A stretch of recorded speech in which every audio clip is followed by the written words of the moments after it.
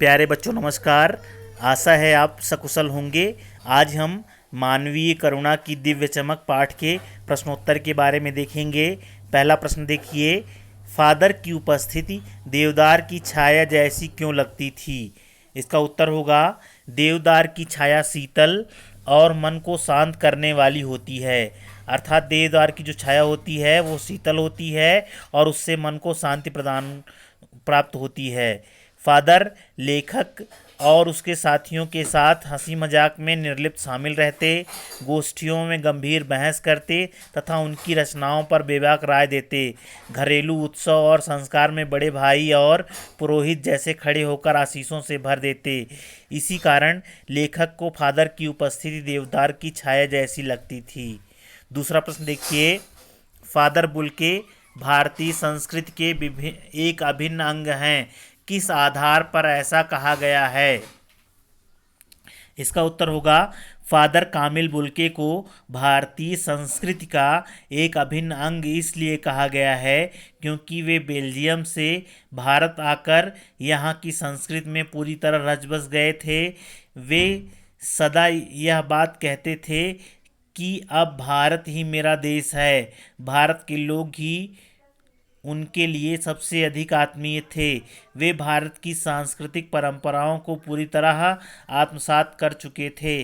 Father ने हिंदी को राष्ट्रभाषा के रूप में प्रतिष्ठित करने के लिए बहुत प्रयास किया। हिंदी की समृद्धि के लिए ब्लू बर्ड तथा बाइबिल का हिंदी रूपांतरण भी किया।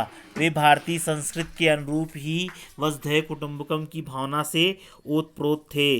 तीसरा प्रश्न देखिए, पाठ में आए उन प्रसंगों का उल्लेख कीजिए जिनसे फादर बुल्के का हिंदी प्रेम प्रकट होता है।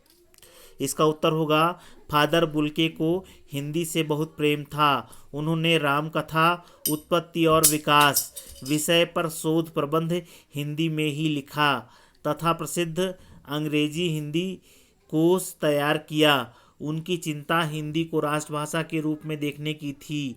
वह हर मंच से इसके लिए अकाट्य, जिसे काटा न जा सके, तर्क देते थे।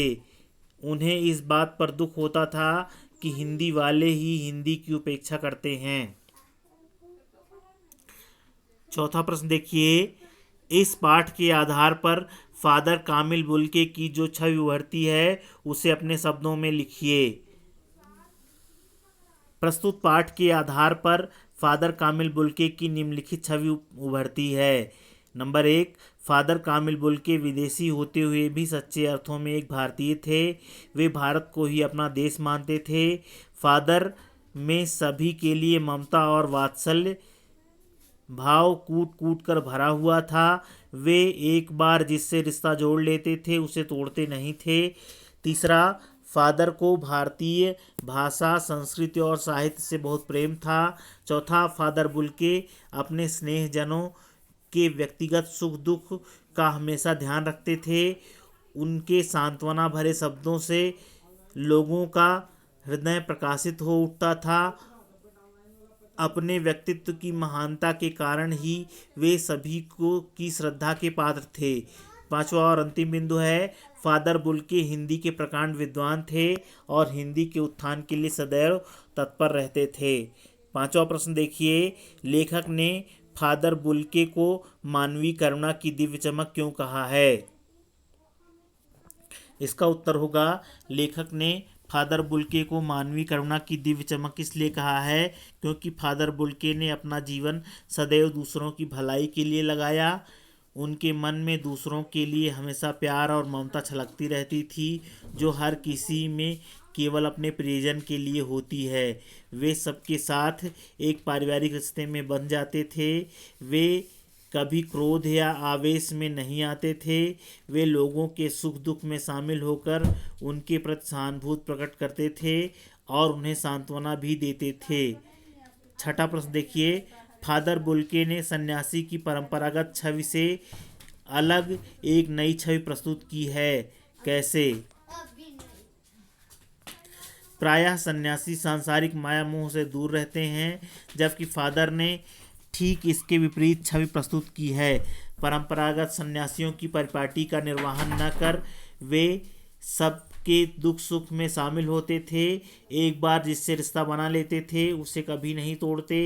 सबके प्रति अपनत्व, प्रेम और गहरा लगाव रखते थे।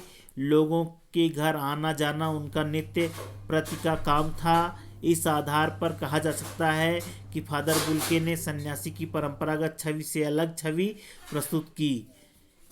7वां प्रश्न देखिए, नम आँखों को गिनना स्याही फैलाना है। इसका आशय स्पष्ट करना है। लेखक ने फादर की मृत्यु पर लोगों के दुख का वर्णन करते हुए कहा है कि उनकी मृत्यु पर दुखी होने वाले लोगों की कमी नहीं थी। वह उन नम आँखों को गिनना स्याही फैलाने के बराबर है, अर्थात उन्हें गिनने से कोई परिणाम नहीं निकलता है क्योंकि वे अनगिनत हैं। दूसरा है भाग, फादर को याद करना एक उदास शांत संगीत को सुनने जैसा है।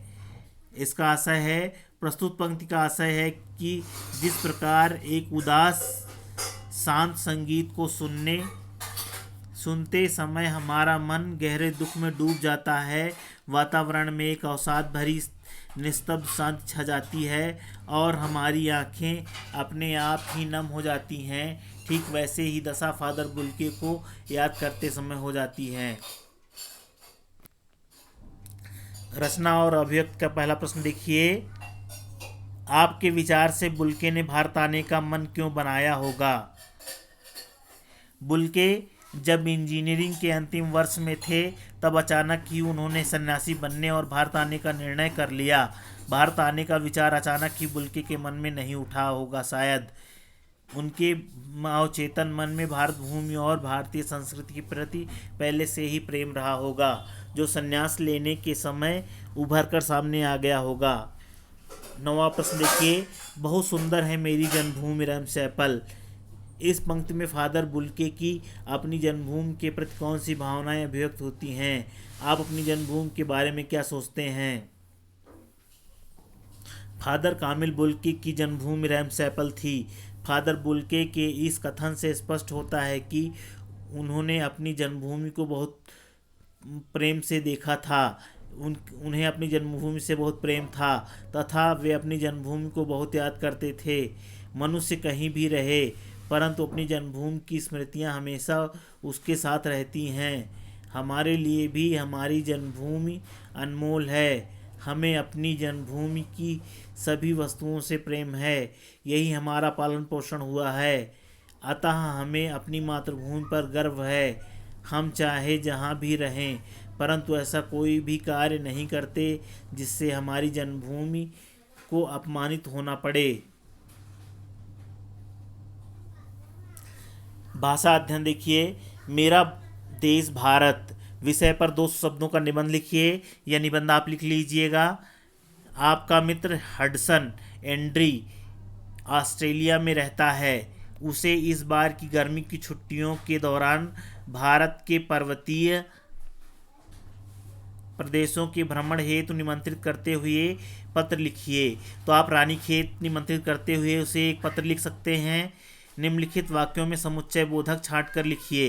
यह प्रश्न आप कर लीजिएगा। इस तरह ये आपका प्रश्न अभ्यास हुआ। धन्यवाद।